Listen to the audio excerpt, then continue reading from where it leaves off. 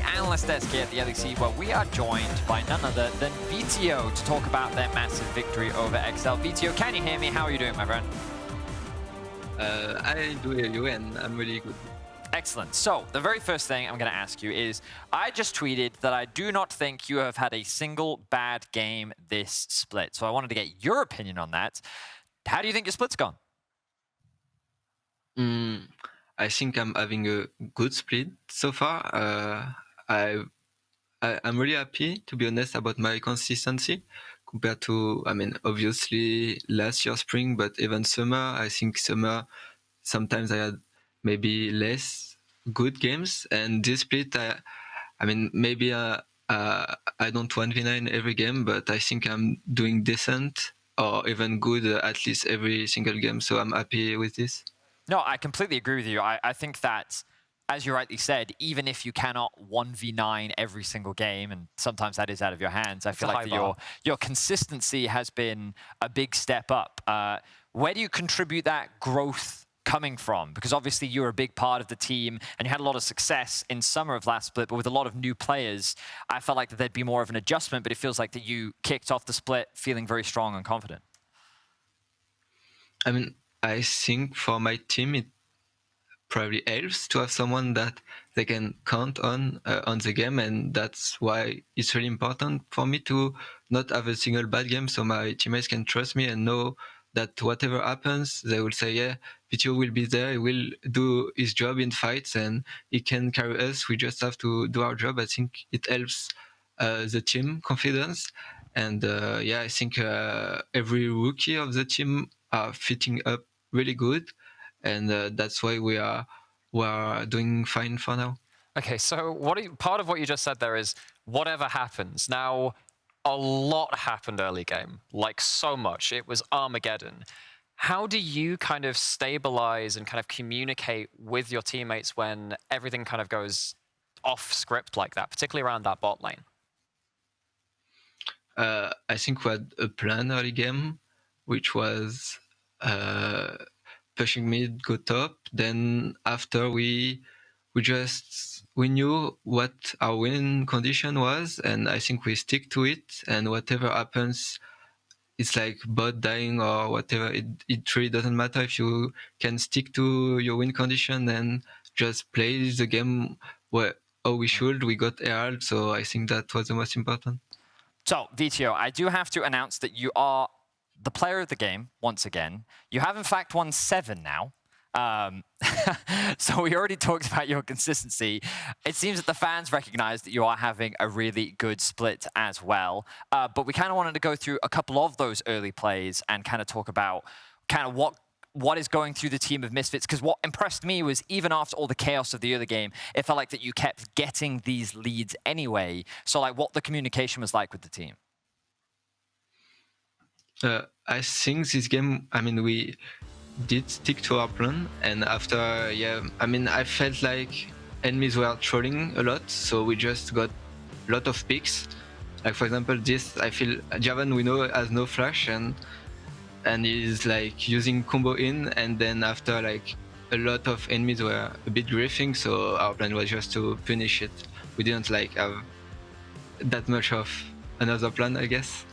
Okay, but obviously part of the way that you kind of achieved this and had a lot of that information is a lot of the vision that got put down. How have you managed to evolve that part of your game? Because actually the early game, sometimes you've kind of slipped up as a team there. Has that been something that you've been actively improving on? I mean, I think we worked a lot on our early games. Our first, like, I would say 10 minutes. We worked a lot, and I feel like in official and scrims, we are way better at early game than before, and it's really important for a team, I think. So if you want to go a bit deeper on like Drake fight and how to contest vision and stuff, you have to play the game, and that the game is not over before 15 minutes or it's just unplayable. So I'm happy with the progress we made. Yeah, I completely agree. Now, we want to bring up this final Baron because it looked a little, I'm going to say, close, but it seemed like you guys had complete control. From your perspective, do you feel like it was a flip, or do you feel like you had everything under control? I mean, we here you can see we stop eating it, and then the moment Jarvan goes in, we stop eating. So we kind of had a plan of just stop eating it at 2k5 and try to turn. But Jarvan like kind of did the job for us with going in at like 2k5 and just dying. So I mean, we had a plan. It will be harder if Jarvan doesn't die, I think. But at least it was less of a flip than this, I think. No, that makes a lot of sense. I totally didn't see 17 HP pop up there.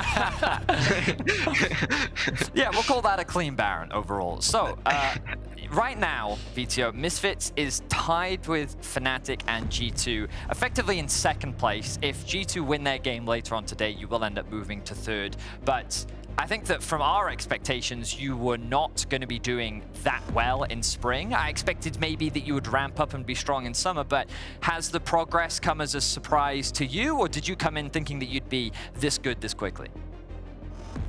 I mean, for me, we did like 12-6 last year, and we were tied for second.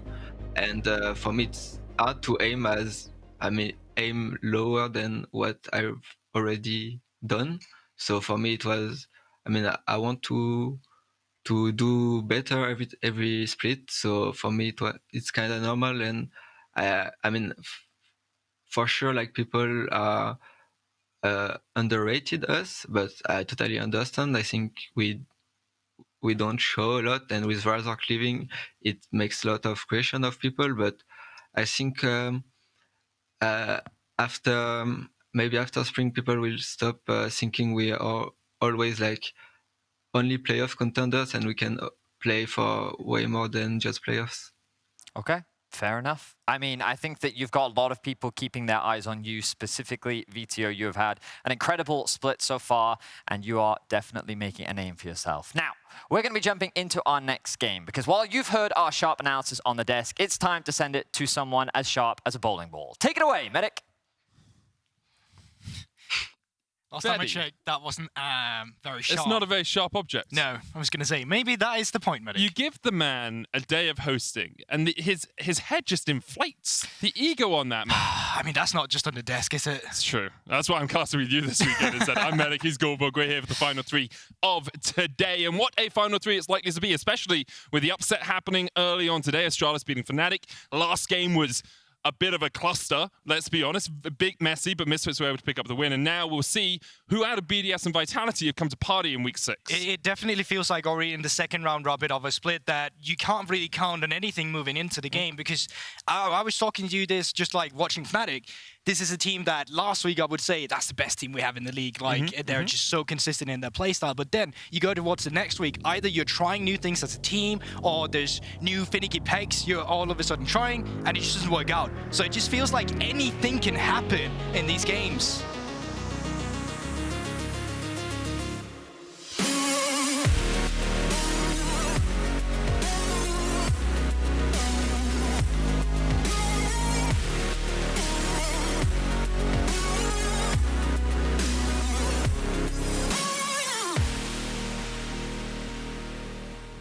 Well, anything happening starts with a draft, and we're going to jump on into this one. BDS on the blue side, Vitality on the red.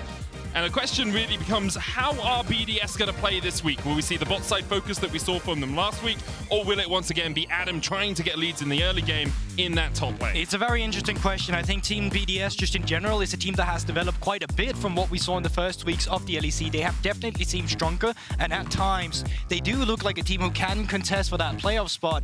Taking off games against teams like Vitality is crucial, just because you're that close in the standings as well. Yeah, with both these teams sitting near the middle, the bottom for BDS perhaps. Wins right now are so vital. Only 7 games left to play for Vitality and for BDS. And we have Caitlyn removed, Gwen taken away by BDS. Alongside that, Xin and Renekton removed by Vitality. There's the Zeri ban, no real surprises there. But we are seeing things, you know, like the Ryze, like the Corki, like the Twisted Fate, make it through draft a little bit more. Yeah, but you already saw Twisted Fate win rate just plummet not only competitive, but also in solo queue with, I believe, 7 or 8% just because of that E-nerf. What I find very interesting is the fact that BDS are the one banning away the Caedrel and the Seri on the blue side. Usually we also see teams ban the Caedrel away from xMatty, and especially when you had that good performance on Caedrel just last week, it's interesting to see them take this away now. With Jayce still up and available, I wonder if that's what they're gonna go for. And you're asking me, Medic, what side of the map will Vitality play for, or BDS rather play for? Well, we get a pretty good answer right here with the Jayce first pick. Yeah, Jayce's such a strong laner. Doesn't really have any troughs. He used to have to get ahead in the early games to do a lot of damage late, but that's really changed over the course of sort of season 12, maybe even the end of season 11. Immediately, though, Vitality will answer with a Ryze and a Lee Sin, a very good jungle mid combination. Ryze has been very interesting to me because we have seen him rise in priority, not only just in our league, Good and one. a lot. That was not even on purpose, no pun intended. Not only just in our league, but in a lot of leagues in general. One thing that does really shut down this champion, though, is better range, longer range playing into him. He struggles if he cannot get onto the right target. If he gets behind the curve with the tank build, he really doesn't do any damage. So BDS adaptation with the Jinx and a Thresh, I think that's great. You can allow yourself to play safe with Matty. You have the safety of the Dark Passage of Limits Thresh, and you still have lots of tools right now to decide, do we want to play top side? Do we want to play bot side? Now that you don't really know what you're playing against into Vitality yet. So it feels like Vitality are looking for a couple more damage sources and an ability to get on that backline. BDS already have that long range to deal with the Ryze. Jayce and Jinx, very known at keeping their opponents at arm's length. They'll be looking for a mid and a jungle on this second rotation. Vitality may even look to focus out some of these jungle picks. We've already seen the Xin banned. There's the Diana removed as well. And with Lee Sin taken by them, we're falling down to that, you know, A tier, maybe even B tier of the jungle pool. That's the thing, but Cinkrof's pool is still quite steep. Like, we've seen him take a look at the likes of Vieko. Volibear is also a champion that has risen in priority that you can easily play around lanes for as well. And I think Cinkrof is looking great when he has this sort of facilitating style. So I think taking a look at the junglers, trying to get as many as them away is totally the correct role to go for. On the other side of the coin, they haven't picked a support just yet. You want to be sure to stabilize this Jinx, take away the supports from Labrov. Yeah, get rid of maybe the Leona alongside the Nautilus, two supports that can get on that Jinx. Of course, Leona, not great into Thresh, quite difficult to get your engages, but Nautilus works very well into Thresh because your hook slightly quicker in terms of animation speed in that bottom lane. But even the likes of Leona is something we have seen get picked into Thresh. In solo queue, yes, it's absolutely horrible to play because you keep getting played out of your center plate, you can't snowball the laning phase, and that quite usually loses you the game there. In competitive, it's a bit of a different story where it's more about getting outside of lane. We don't actually see too many 2v2 kills quite often. We see them every now and then, but most of the time, it's about roaming with the supports and it's about finding the play elsewhere. And Leona still facilitates that. It definitely does. And with Vitality banning out a Poppy, it's another jungle lock away from BDS. It also indicates Vitality may be looking to a Rakan for themselves. The ability to get onto the backline alongside a Camille and a Lee Sin can do a lot of work. With the Leona ban, I really think Labrov might be looking for his third Rakan game of the season. Well, if we see Carzzy lock in this Caedrel, then it's really telling that you want to play up towards the top side. You already have some really good 2v2 picks with your jungler and your mid laner and even the top laner as well for locking them down with a lot of damage. And it would be something that would be quite, nostalgic to see Carzzy on as well, where he was usually the guy that would take a step back. He does lock in the Xayah. Instead, we've seen them go for the lethality Xayah. They try and match the wave priority with the area as well. Try and poke out the Jinx, not in an extended trait, but in small burst damage instead. And of course, Xayah teams up well with my favorite champion, Rakan. I'll see if Vitality decide to pick that last BDS. Jungle mid, their two options. NUCLEARINT could go for something like the Syndra into this Ryze. Does give you that little bit of extra range when you're looking for fights in the mid game. LeBlanc still on the cards for him as well, if he would like to pick that. But Syndra makes more sense in that mid matchup. Not only is Syndra a good comfort pick for NUCLEARINT that we've seen him on multiple times, let's take it back to the conversation about that range we're talking about from the Ryze, from champions like Lee Sin that wants to dive in. I honestly would still love to see the Syndra. I think it deals with a lot of the tools that Vitality has. Going for the Galio kind of gives you the same in terms of you have a frontliner now. They need to come in short range. You get the Shield of the Rand, you got the Taunt. That's all you really need to try and stabilize the fights.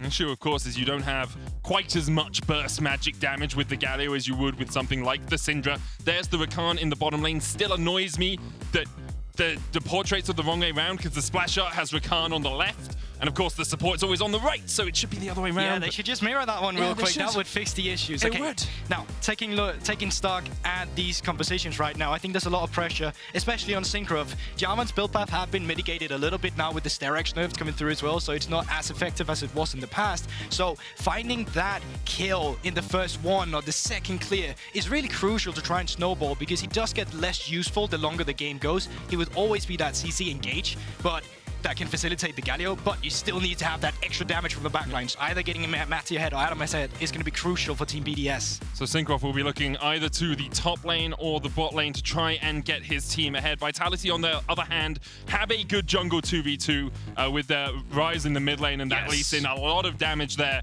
Labrov can roam around the map as well on this Rakan, very good at making plays, but expectations are that Vitality will want the early game to be a little bit slower as we get on into the action.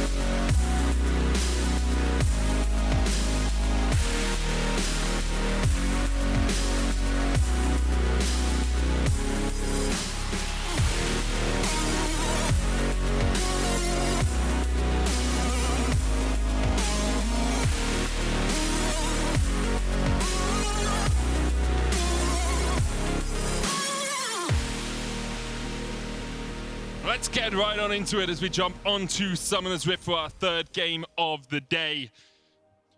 And both these teams are really needing a win. Vitality, of course, sitting at 5 and 6, BDS 3 and 8. At the top of your screens, you can see that as Labrov jumps over here. Something we see Rakans do quite often. NUCLEARINT was forced back a little bit in the mid lane, so wouldn't have been able to get in a position to spot this. Labrov could look for the jump here onto Cinkrof. And Cinkrof gets his recall off just in time to avoid that gank. With the ward being down, Vitality will be spotted as they make a little bit of headway into this jungle. Labrov will get a deep ward in, and of course, because he's Rakan and can just jump away, it's relatively safe for him to do that. On the other side of the map, though, play is being matched by the BDS bot lane, and they do get their own ward down as well. And I think tracking early junglers, especially against the likes of Jarvan, is crucial. Now, Cinkrof does have movement, or does have the possibility, rather, for going for a level 2 gank if he wanted to down towards the bot side, because this is an explosive bot side as well. And a big thing that is important to note here is often you'll see a jungler position aggressively, get a ward down, and then go back for an oracles. Selfmade can't do that. On Lee Sin, you need your warding totem to be able to do anything. So he is spotted out, that vision not cleared away for Vitality, meaning that BDS have just that little bit more freedom in knowing where Selfmade is. Of course, because Cinkrof hasn't shown on the ward on his blue buff, Vitality also know that Cinkrof is very likely on the bottom side of the map. Exactly, and as you're saying right now, both junglers are on the bottom side of the map, which means that they'll most likely be pathing up towards that top side, seeing if they can skew the favor in their own. Right, down towards the bot side though, small trade already. Limit ignited, Heal's gonna have to come out here as well. Labrov continuing to trade in. xMatty and Limit were stepping forward there, knowing that they'd get level 2 first, because they had the push, they thought they were safe. And that's exactly the thing with this 2v2 bot lane, because my point is they'll be left by themselves with their junglers moving up towards the top side. And both these bot laners, Matty, Carzzy, they have been kind of inconsistent in their most recent games as well, being the one to take control of the bot side down here, especially in a lane with higher hyper carry like Jinx, can be crucial. And there is this skill factor of the lane with Rakan into the Thresh, because yes, you can flay him out of the grand entrance, you can stop the movement, but it can be difficult. Who connects on Carzzy? Carzzy's gonna get hooked, ignited, has to flash away. Labrov dances back.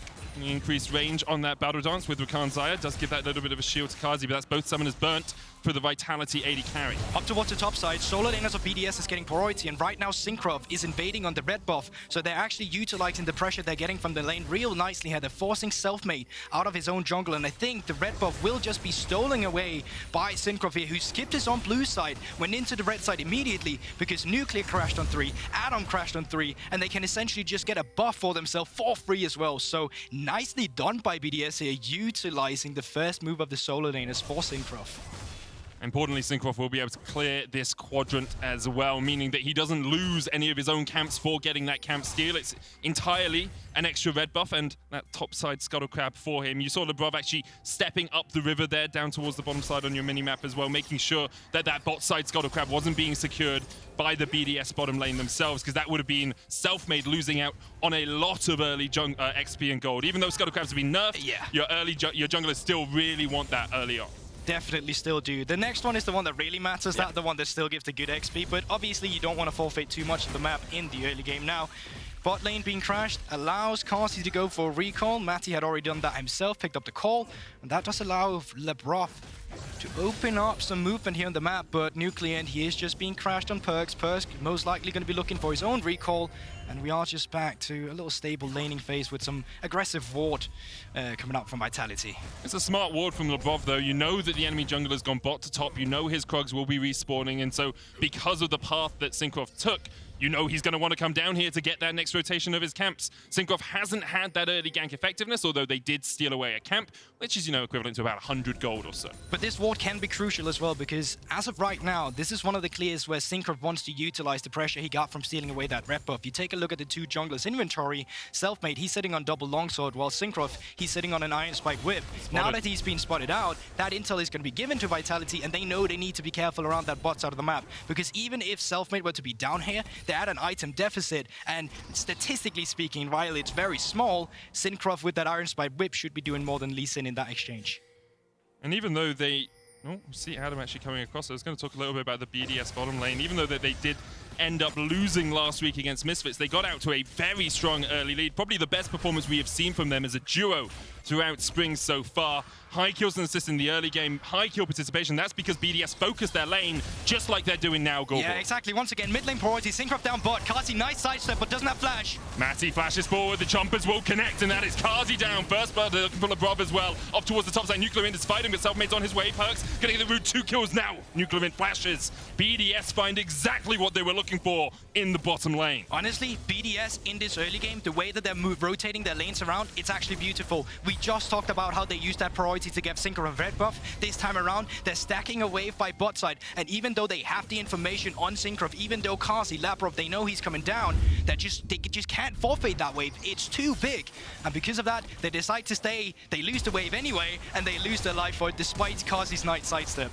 And this is why it's so important when you are looking to play towards the side of the map that you burn early summoners from the enemy team. Get rid of that flash, get rid of that heal. The trade might not have been advantageous for BDS at the time, but now with the Realm Warp, Vitality are trying to answer on the top side. Alphari jumps in, Adam flashes away, but the chase is on. Alphari juggles the aggro with the Hexag Ultimatum, but Perkz takes it, and Vitality unable to find a counter gank in the top lane. Perkz almost falls, he will be shielded up. And once again, it's honestly beautiful. Labrov, he's having a great roam once again, but it's been answered by Limit. They're not on wards. Labrov, he could be in danger. Labrov has flash here, should be able to escape, uses the grand entrance. Instead, NUCLEARINT. All the winds of war flashed away by Perkz. And now Labrov, you got flash. Here comes the wave. What Labrov. can you do? No flashes on BDS apart from Limit. Labrov's getting forced away. The lantern goes down and Labrov, he knows his day is done. His goose is cooked. It's a poultry matter for BDS to get their third kill of the game. It's Vitality that makes the play, but it's BDS that having a great response, and having that Galio ultimate really just deters that dive immediately. They have to back out. And BDS, they're getting so much out of their early game. We talked about it. When you have a Jarvan, it's crucial that you make it work in the first 2 clears, because you really fall out in the mid game. Having your carries to play for now, with Adam with a kill, with Matty with a kill, that's exactly what we want to see from BDS in the early game, something they've actually been very good at recently as well. Yeah, they have been able to get some early game leads. Around the 8-minute mark or so, they are ahead. 300 gold is still 300 gold, even if it doesn't look insurmountable, and it actually has been not insurmountable for any team that BDS has faced, because what they do is they struggle to play through the mid game. They start falling behind at the 40 and at the 20, at the 25-minute mark, and what we want to see here for BDS is a translation of this early lead into future advantages. Yes, I'd love to talk more about that in just a second. I just want to see if we're going to get any movement once again, because it is a wave being stacked here, and I wonder if we're going to translate that into a dive, into some counter jungling, or if we're just straight up going to start the Drake. Looks like not too much is going to happen of it. And that, to come back to your point, Medic, it's the fact that BDS, they're actually really good at playing that early game, but they mess up in the mid game. I think a lot of that comes down to two things. Either it's their macro. I don't think they're very good at utilizing their pressure in a side lane and then translating it to moving around with the team, where they're quite often missing windows, actually. And the last thing is that they just get caught. Sometimes it's just an individual in the wrong position, completely stopping the momentum they're having. And once they're playing on the back foot, that's where they really start to struggle. So for BDS, it's about keeping the ball rolling. You know what makes it easy to get caught? What? Not having your flash. There were no flashes at all on BDS apart from Limit. You can see Selfmade has his. Alphari has his, Carzzy has his, Labrov has his. If we see Vitality making a play, they've got about 2 minutes or so to do it before BDS have that escape tool back in their hands. Let's have a look at the rotations now, though, Medic. Rift Herald has just spawned. We're 9 minutes into the game, and when we were watching a game just earlier, we were talking about how getting that mid lane priority with your bot lane is actually something that makes it even easier to gain control around the river. You don't have to answer the push from bot side that we're seeing from Carzzy and Labrov immediately. You can move xMatty and Limit in, you can take the next wave, you can see what the response from Vitality is going to be, and then you can make the move. I don't like this from Vitality. You know you've lost all topside control. They are going to look for a fight here. I'm not sure they needed to take it. Look at how far away Carzzy and Labrov are. This Rift Herald's down to 5,000. BDS could try and burst it before Vitality are able to arrive, but BDS haven't taken it down quickly enough, and now Labrov and Carzzy are here to respond. Level 6 on Carzzy. Selfmade goes in, the smite goes out, Selfmade with a kick back. BDS will secure the Herald, but they haven't picked up the eye. It's waiting, it's blinking at them, wondering if someone can take it. Adam, BDS pushing forward, forced away by Vitality. So it is a good response by Vitality, even though they didn't get the objective for themselves. They deny it from BDS. Yeah, they're just too scared to pull the trigger here. As you talked about yourself just before, Perkz did not have flash. It was a potential cataclysm together with Galio ultimate you could have looked for, but BDS, they're happy with just denying Vitality the Rift Herald, it seems, and then gonna move down to the normal lane assignments and just taking stock at the lanes right now. You can see Perkz has been having some great momentum against the Galio. Obviously, having a range in the melee matchup really pumps up your numbers. But down towards the bot side, Carzzy, he has been struggling against the pressure that Cinkrof has provided Matty and Limit. That early flash burn has really cost him quite a lot, and you can see BDS with 1,000 gold lead right now.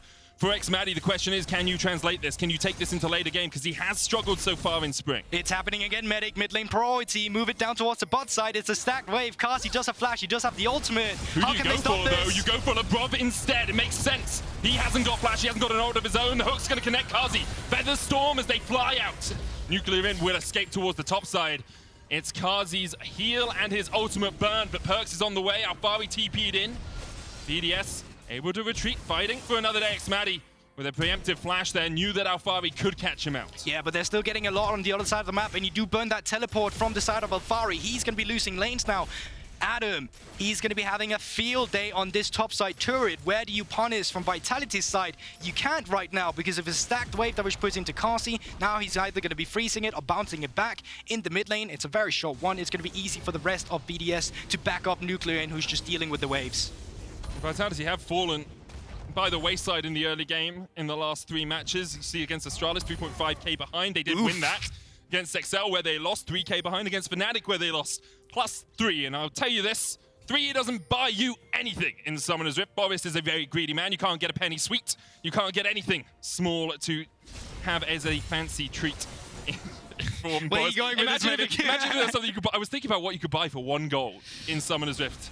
It's like we used to have that extra, you know, these small interactions with champions where if you were a ninja or something, you killed one, you got 1 extra gold. Well, yeah, if you had sunglasses on, you take 1 less damage from Leona. Exactly, that's true. I remember that. So Skin, pay to win some of them apparently. I'm pretty sure that was disabled in ranked. It only happened in normal games. Ah, okay, correctly. fair enough. So, yeah. Still pay to win in normals, you know. gotta expose as well. One of those commando skins, but Vitality have struggled in the early game. Here they're about 1,500 gold behind. The plate that Adam got in the top lane while all of that was happening in the bot side has been answered by Alphari, so it's only a 1 plate deficit up there, but Perkz is actually having a bit of a good time in the mid lane. 40 CS up. He definitely is. And the thing with Vitality is that, as you just mentioned with those statistics, it is very much just their style to lose the early game and win the late game. And for BDS, it's honestly been quite the opposite. So we're looking at 2 teams here, BDS, who quite often get ahead in the early game, then lose, and you're looking at Vitality, who falls behind in the early game, but gets the mid game going for them. Yeah, Limit here is going to sacrifice himself. xMatty had no flash. He needed his support to die. for him to escape there. And that's what happens. Vitality with good movement down will find a kill. Yeah, BDS, time to cross-map though. You can already see the pings. Adam, he's pushing in a wave. They know Alphari is going to be moving up towards the top side by his lonesome. And Vitality, they're going to be going for the Drake. So Alphari, how good is your weak side? How much of this farm do you give away?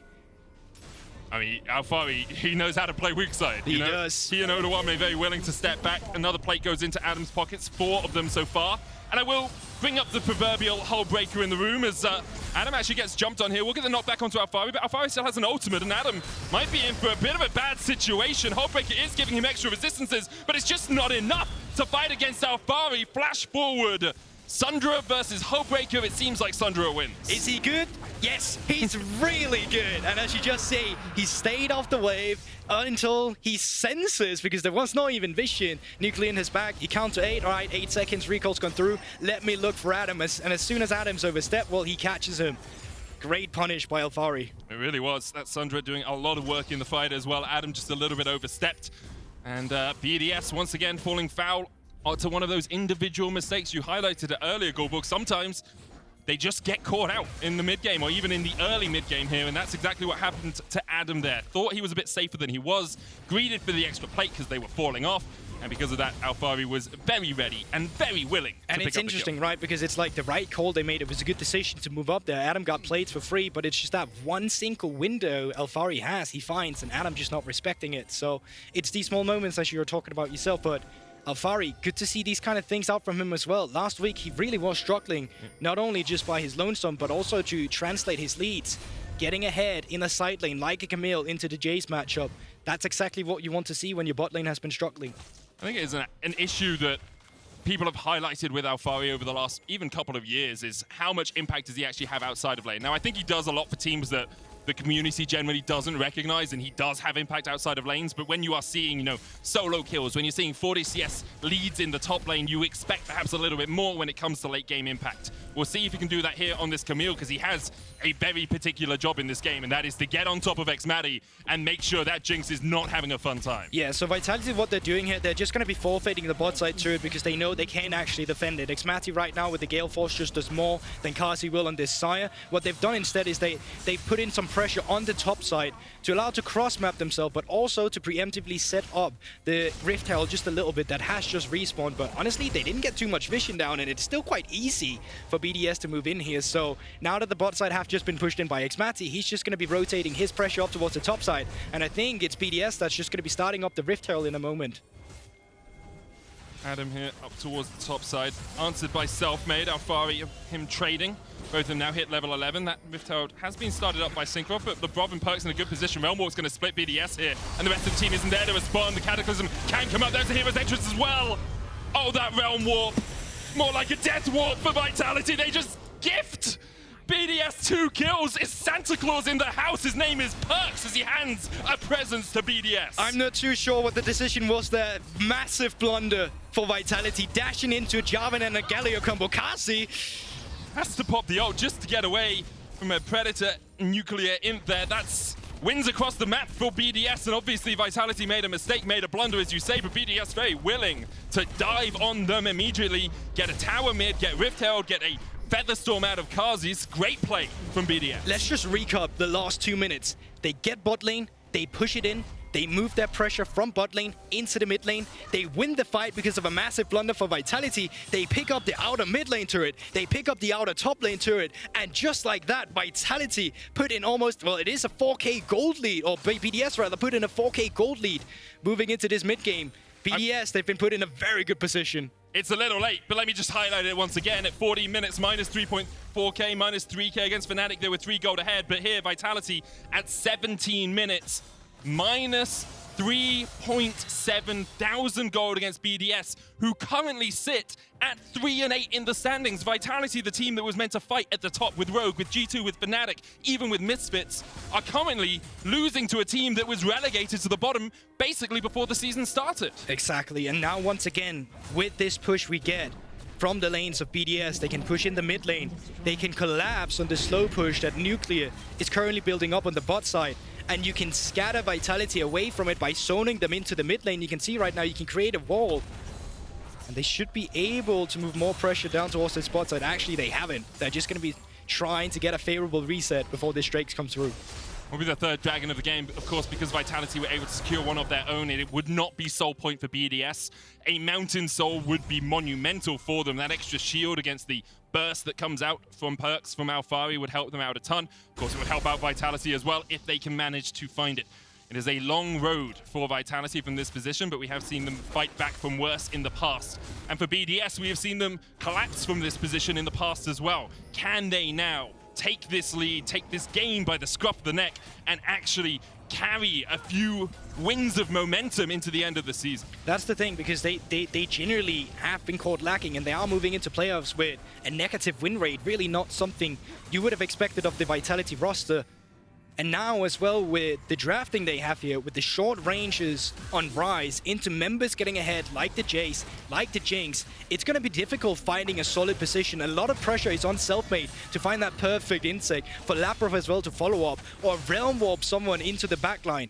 Because you don't really have a tank. Going front to back against the team composition of BDS, you're just going to lose it. It's impossible to do. You have to get onto that backline. You have to isolate this Jinx, even this Jayce. Hullbreaker is a very strong split pushing item, is very good in a 1v1, but those resistances that you get... Actually, I'll just explain Hullbreaker in case anyone doesn't really understand what it's doing. Basically, you get attack damage, health, and base health regen off it. Alongside that, when no allied champions are nearby, you gain up to 45 armor and magic resist, and 20% increased damage to towers. That's why it works so well, split pushing and in the 1v1s. That doesn't fall off for 3 seconds when you get close to one of your teammates. So if you join a fight late, you can have those extra resistances coming into a team fight. And now, Doctor, you're pretty good with numbers. There's something about these items' base stats and their efficiency. How efficient is Hullbreaker really? I'm a doctor, not a mathematician, damn it! Oh, I thought you needed I know to be you good know at the math number, so I'm going to let you show off. Well, it's going to be 117% base stat efficiency, not only with just the passive being active. Even if you're group, you're still getting gold value from this item, which is why you're seeing so many people rush it before Mythics. Combine that with a lot of the other items this patch just being nerfed, and Hullbreaker is just a state-of-the-art item you want to go for. Works incredibly well. Lots of items are more than 100% gold efficient. We will say that doesn't make it in and of itself the most powerful item in the game. It's just a nice little boost for you to have, isn't it, definitely. Goldberg? Helps you out a ton. We saw it on Rek'Sai earlier today. Not sure I agree with that one. But here on the Jayce, it does make a lot of sense. An item that perhaps has been slept on a little bit in professional play across the last few weeks. But here, BDS, they're having no naps. Bedtime has come and gone. They are woke and they are ready for these fights. Now they're gaining control of this topside jungle because with nothing to fight for on the bot side, it makes sense to set up vision around the Baron. I might cast a custom right here, but I actually got to give credit to BDS. I talked about their macro not being too good. Right now it's actually looking really stellar. Oh no, have I done it? Going in with the charm. Perkz protected, but had to pop a stopwatch to survive. Selfmade now backing off to the side. Perkz is low. No stopwatch on him, does have the flash. BDS can continue to rain hell down the artillery that is Jayce Jinx in this sort of situation. Hextech technology rising to the fore. But BDS unable to take down the tower means that Alphari had a lot of free time here in this bottom lane. No Hullbreaker on him, but Camille pretty good at taking towers if he so desired. Alphari gets the outer turret, Adam still has the teleport. It means that Adam can just build up a slow push down towards the spot side, and ironically, no, not ironically, but just take it slow with it. Just build a bigger wave, steadily move it up towards that last inhibitor turret, and while Vitality have to respond to that pressure, move up towards the top side again with the other members, try to take down the second tier 2 turret, which you have already gotten quite low. So I think for BDS, yes, you lose out on the outer turret, but you've already set yourself up for a play again. We've set the expectation, Goldbook, that Vitality need to find a flank, a way onto the backline. Camille diving in, a good kick from Selfmade. Perkz with a Realm Warp for them to win these fights. Because if you don't shut down Maddie, who is at 2 items, Gale Force Lord Dominic's complete. Like to see perhaps an Infinity Edge coming out from him. Maybe some attack speed for that Jinx third item could do a lot of work for him. And alongside that, you have these frontline tanks for BDS, making it very hard for Vitality to ever find an avenue to approach that backline. The best moment to find it is in these setups. It's while Nuclear is trying to push in a wave up towards the top side. It's while one member is recalling here like Adam, and if you can catch them, but just knowing where they are with some good vision control, you might find a pickup. But even then, there is the Galio ultimate. There is the fact that Cinkrof is already shadowing his laners, so it is incredibly difficult for Vitality right now. And BDS, they're not overstepping their welcome. They're taking it slow. They're sending Adam down towards the bot side again, and Alphari split push, and they can try and move up towards the top side again afterwards if that's what they'd like. I think I'm going to name this top name meta the Titanic. The Titanic, why? Because there's a lot of holes being broken. I regret saying why. It's a good one, right? 2 hole breakers now complete as Alphari's got one, so has Adam.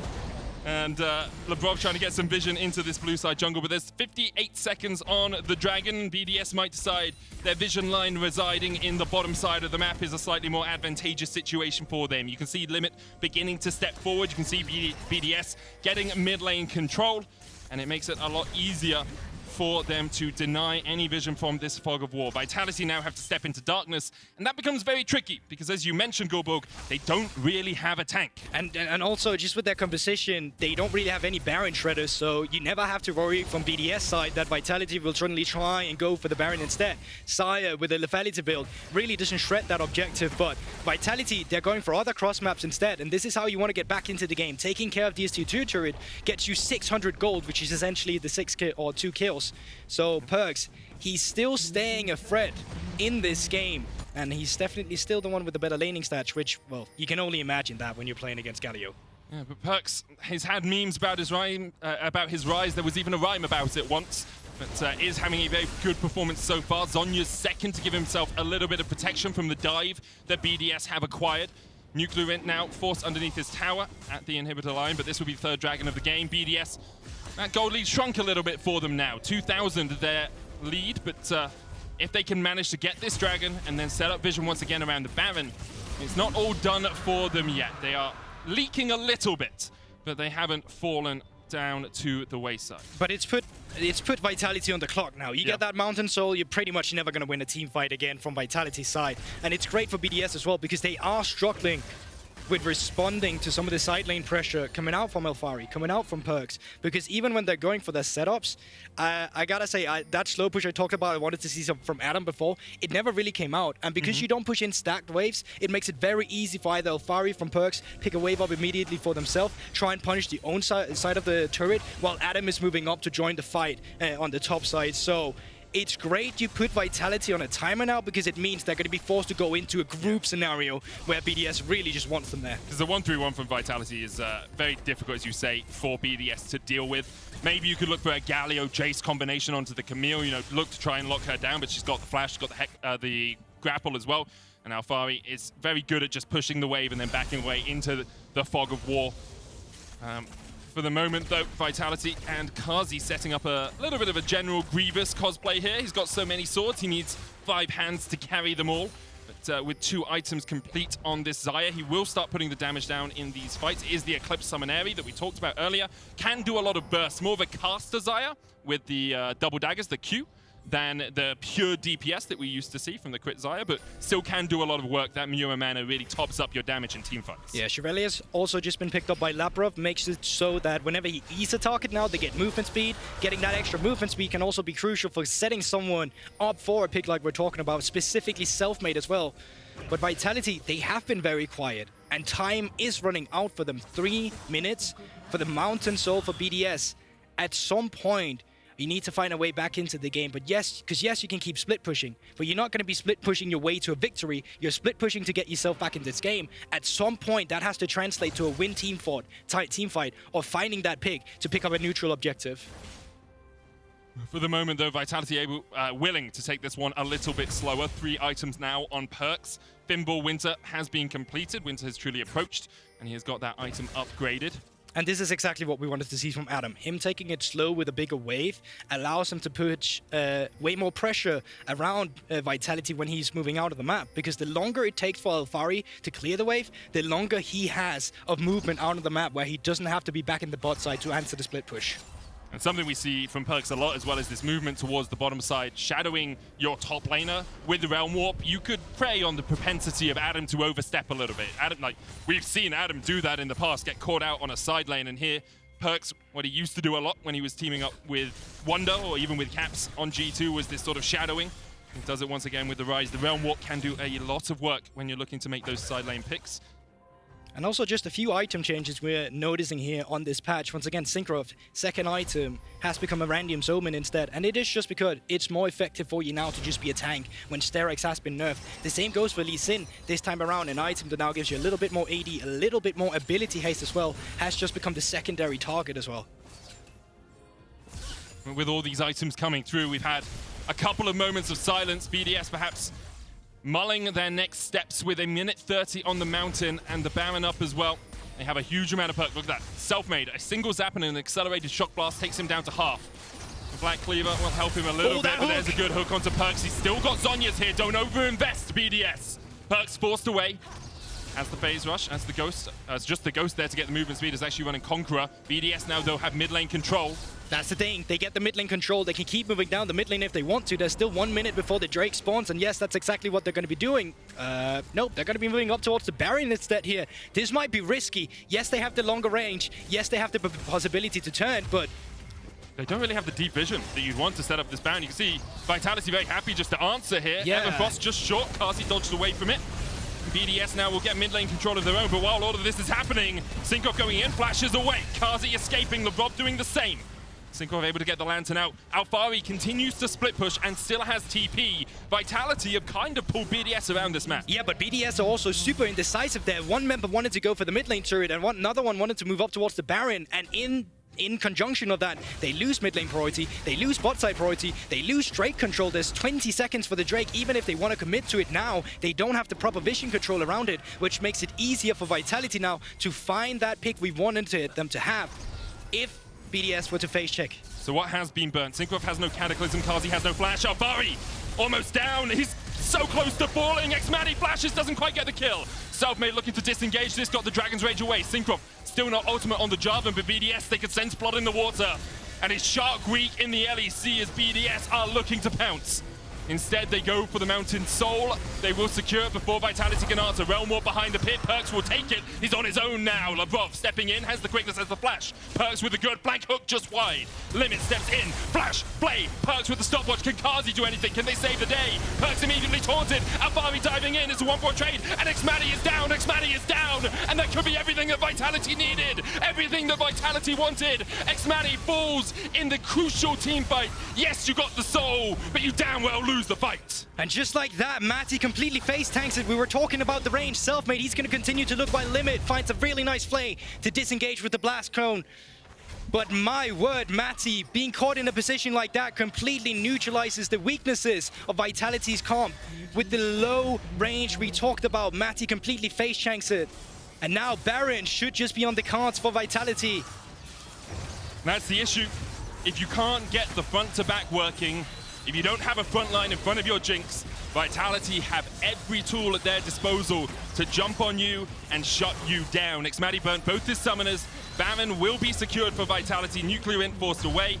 And with that, Vitality now a 2,500 gold lead. Yes, they're playing into Soul, but they have shown that their composition can work in these choke points. Yeah, Baron is temporary, Soul is forever though.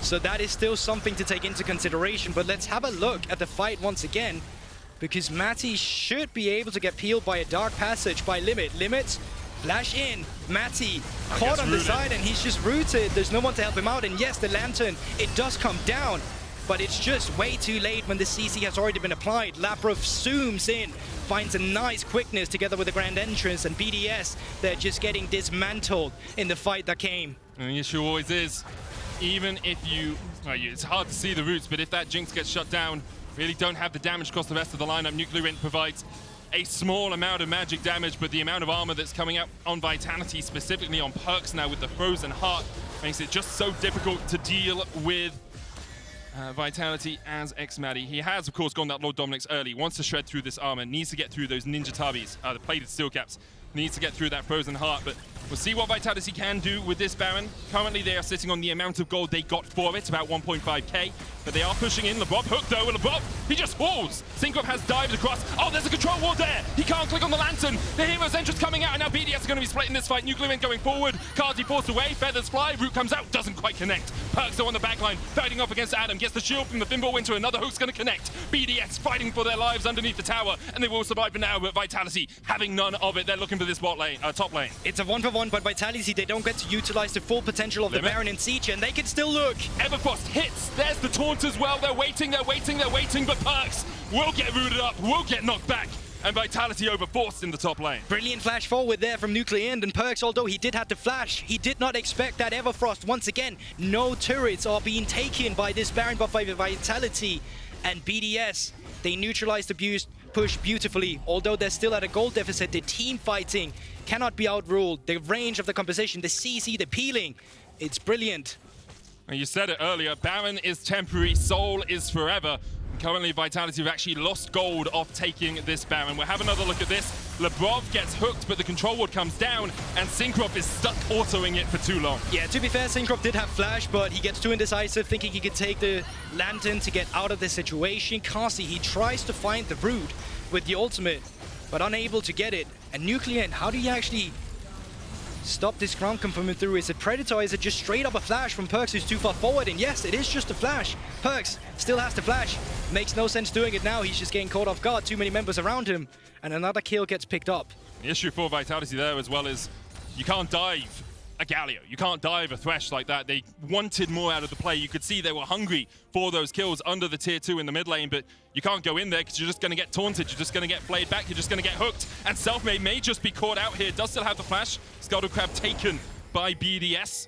Gold lead still in Vitality's favor. Labrov's going to pop the Shurelli there, looking for something.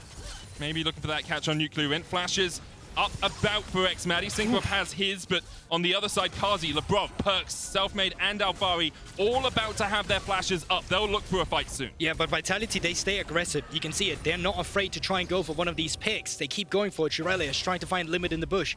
Labrov looking for even Cinkrof as well on the Jarvan.